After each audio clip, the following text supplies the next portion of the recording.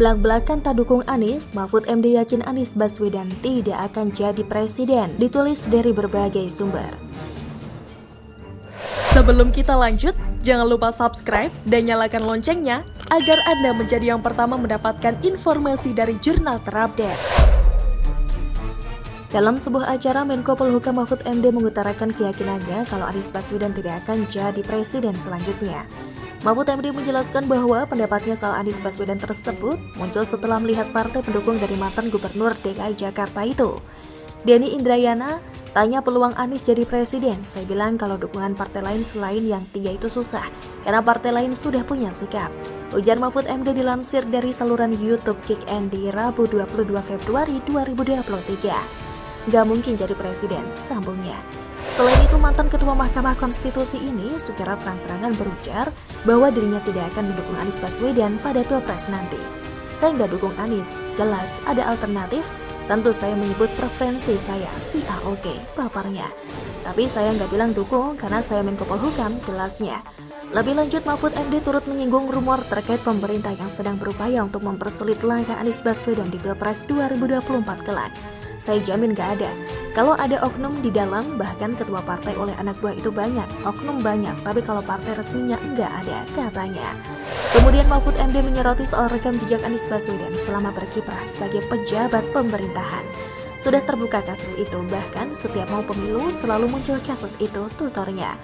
Di sisi lain, pakar komunikasi politik Cipta Lesmana menilai mantan Gubernur DKI Jakarta Anies Baswedan sebagai calon presiden bohong-bohongan lantaran sampai saat ini belum memenuhi syarat presidential threshold terkait suara partai untuk pemilu, terkait suara partai untuk maju di Pilpres 2024. Cipta Lesmana menjelaskan syarat pertama yang harus dimiliki calon presiden yakni popularitas.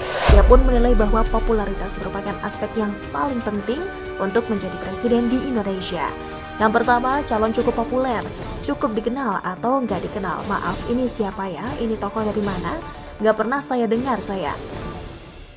Nggak pernah dengar saya. Cukup populer, very important.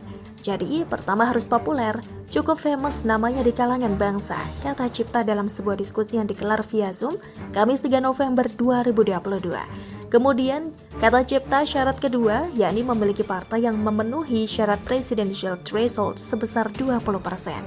Terkait hal itu, ia pun menyebut Anies Baswedan sebagai calon presiden bohong-bohongan, lantaran sampai saat ini belum memenuhi syarat kedua tersebut. Kedua, umumnya harus punya partai ya. Kalau nggak punya partai, jangan bermimpilah. Apalagi kita ada presidential threshold atau PT 20,2%. Kalau nggak salah, ini sampai sekarang Anies Baswedan calon presiden bohong-bohongan. Dia partainya belum ada dia, partainya Nasdem. Nasdem nggak sampai 10%, tidak memenuhi syarat. Dia mesti koalisi minimal 3 partai. Santer-santer sejak awal koalisi dengan AHY Demokrat terus PKS. Ini yang PKS, jelasnya. Sementara syarat ketiga menurut Cipta yakni calon presiden harus pintar dan berkarakter. Tidak hanya itu, Cipta pun menyebut hal yang tidak kalah penting yakni calon presiden harus memiliki modal untuk menghadapi pemilu. Kemudian doku, bahasa Betawinya doku terutama di Indonesia. Anda gak punya duit tidurlah, jangan mimpi jadi presiden di Indonesia. Di luar negeri juga gitu, very expensive, mahal sekali. Waktu Anda calon presiden harus keliling dari Aceh sampai ke Merauke, keliling-keliling. Jual kecap ya keliling, memang nggak pakai duit. Naik pesawat kan? Untuk jadi presiden di sini saya kira 10 triliun rupiah harus disiapkan. Ujarnya dikutip dari detik.com. Lebih lanjut, Cipta juga menyebut keterampilan dalam berkomunikasi politik juga penting dimiliki oleh seorang calon presiden. You must have a brilliant political communication skill. Anda setiap capres harus memiliki kemampuan kompol atau komunikasi politik. Kompol ini amat sangat penting. Kalau mau jadi presiden kan mesti kampanye kan? Kampanye keliling-keliling. Kampanye menggunakan kompol, komunikasi politik, terangnya. Bagaimana menurut Anda? Jokowi bisa aja hampir lupa sebut nama AHY. Nanti ada yang ngambek loh, ditulis oleh Syardi dari siwar.com. Sebelum kita lanjut, jangan lupa subscribe dan nyalakan loncengnya agar Anda menjadi yang pertama mendapatkan informasi dari jurnal terupdate. Presiden Jokowi tampaknya memang pintar memberikan kode tersirat yang mana kita harus menafsirkan sendiri. Jadi ini adalah tafsiran saya, silakan kalau pembaca mau setuju atau tidak. Jadi ceritanya Jokowi hadir di acara puncak hari lahir atau harlah PPP ke-50 di AISBCD di ICEBS di Tangerang Selatan kemarin. Jokowi mempertanyakan kandidat capres dan cawapres yang akan diusung partai PPP pada pemilu 2024. Lalu dia menyinggung sejumlah tokoh nasional yang hadir dalam acara tersebut. Saya mau bertanya, PPP calonnya siapa sih? Karena di sini hadir semua capres cawapres, kata Jokowi saat memberikan sambutan. Yang saya kenal Pak Prabowo, yang saya tahu juga ada Pak Erick Thohir, yang saya tahu juga Pak Sandiaga Uno, yang saya tahu juga Pak Mahfud MD. Saya hampir lupa juga ada Mas Ahaye dan tentu saja juga ada Ketum PPP Mardiono, kata Jokowi. Hampir lupa? Pak Jokowi ini bisa saja ya. Sebelum acara mulai pasti sudah tahulah siapa-siapa saja yang hadir. Apalagi kalau nama-nama yang sudah terkenal tidak sulit mengenali wajahnya. Kalau bilang hampir lupa, ini sih mau nyindir Ahaye sampai nangis. Jangan jahat gitu dong, nanti dia ngambek dan lapor ke bapaknya lagi. Yang bikin prihatin adalah bapaknya gak bisa buat apa-apa selain cuma prihatin. Jangan ganggu bapaknya lagi deh, karena tampaknya sudah naik gunung.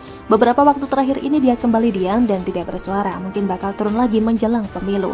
Tapi saya anggap ini adalah sebuah kode bahwa Ahaye memang tidak dianggap sebagai kandidat hebat. Mungkin cuma calon yang ditakdirkan untuk menjadi pemeriah lalu kalah telak. Belum bisa dipastikan apakah Ahaye akan dipilih Anies. Tapi kalau melihat kriteria yang diinginkan Anies, jelas Ahaye gak masuk hitungan. Nasdem juga gak mau Ahaye jadi cawapres Anies.